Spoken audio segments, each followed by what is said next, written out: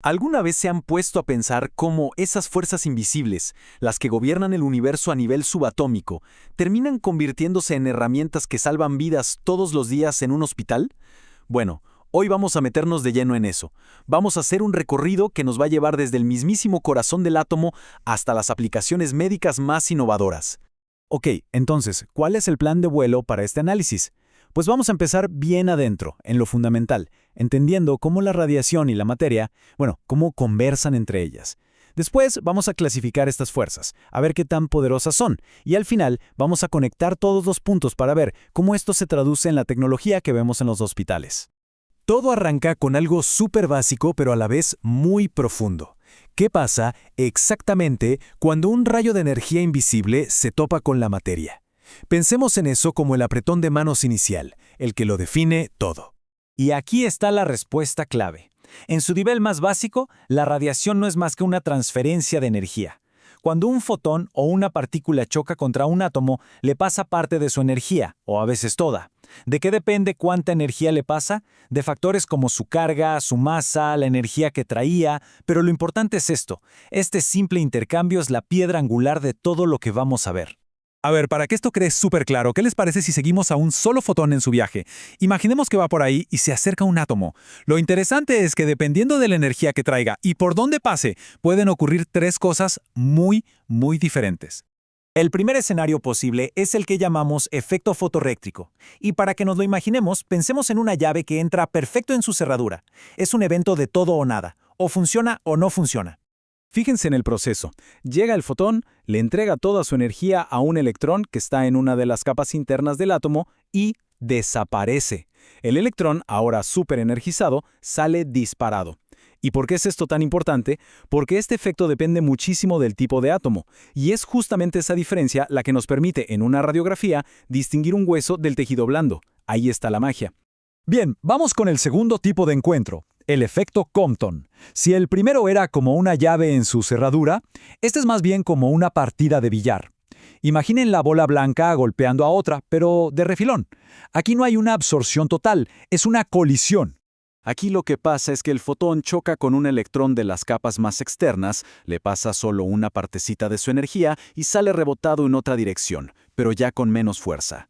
El electrón sale expulsado, sí, pero el fotón original sobrevive aunque debilitado.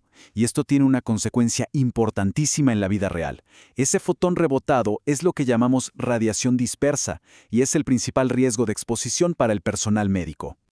Y llegamos al tercer y último encuentro, que es, de lejos, el más espectacular de todos: la producción de pares.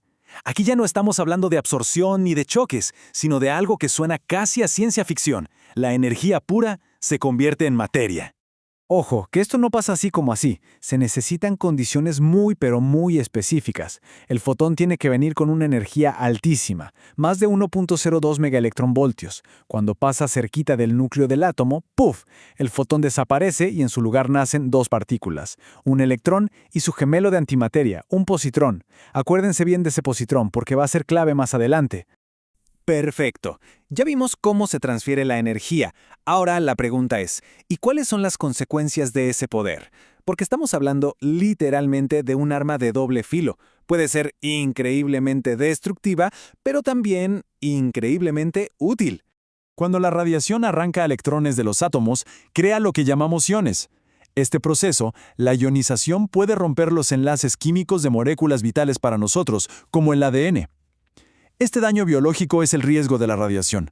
Pero, y este es un gran pero, como veremos, esta misma capacidad de destrucción es la base de una de sus aplicaciones médicas más potentes. Para entender mejor este poder, clasificamos la radiación en dos grandes familias. Por un lado, la radiación electromagnética, como los rayos X y gamma. Son fotones, sin masa ni carga, y por eso tienen una capacidad de penetración altísima. Por otro lado, la radiación corpuscular.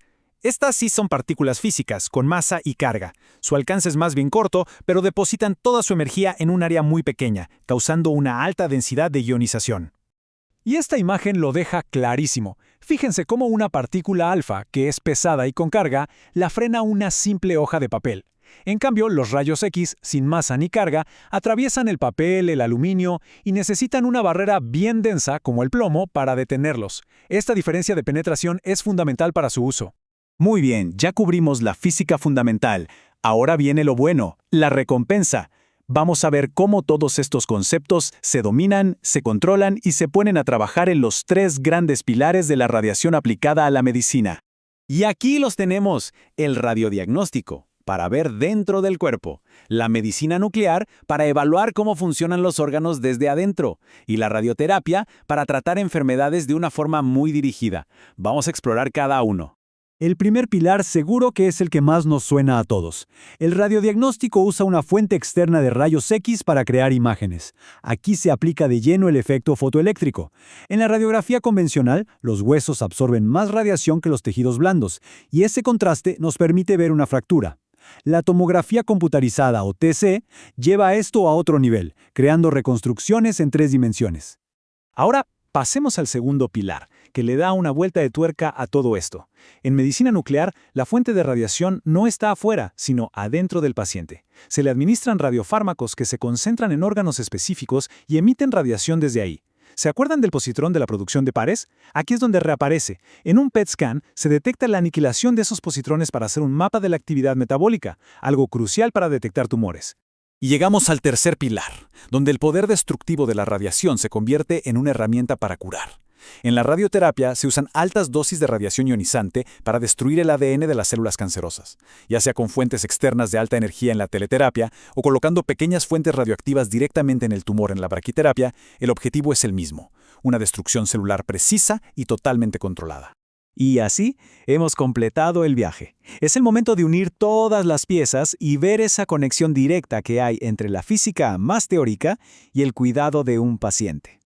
Esta síntesis visual es fantástica. Fíjense en la línea directa. El efecto fotoeléctrico con su absorción diferente nos da la radiografía. La producción de pares, con esa creación de positrones, es la base del PET scan oncológico. Y la alta densidad de ionización es el mecanismo de acción de la radioterapia.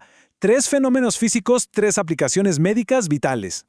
Y para terminar esta reflexión, lo que comienza como una curiosidad sobre las partículas más pequeñas del universo, termina dándonos el poder de ver dentro del cuerpo humano, de entender su funcionamiento y de combatir sus enfermedades más graves. Es al final el poder de lo invisible hecho visible gracias a la ciencia.